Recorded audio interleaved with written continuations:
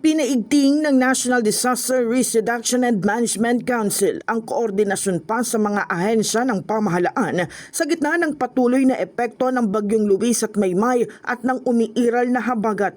Kahapon ng hapon nagpulong ang mga kinatawan ng iba't ibang ahensya ng pamahalaan at uniformed services para pag-usapan ang patuloy na pagtugon sa mga lugar na apektado ng sama ng panahon.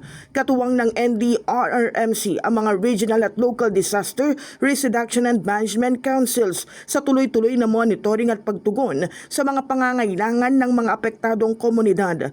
Samantalang nananatiling nasa red alert status ang NDRRMC Operations Center para sa tuloy-tuloy na pagbabantay sa sitwasyon at agarang pagtugon sa mga insidente. Batay sa pinakahuling tala ng NDRRMC, nasa 13 na ang napaulat na nasawi, 14 ang sugatan at 9 ang nawawala, bagamat patuloy pang biniberipika ang mga bilang. In the heart of changing lives, ako si Brigada Cass Austria ng 105.1 Brigada News FM Manila, the Music and News Authority.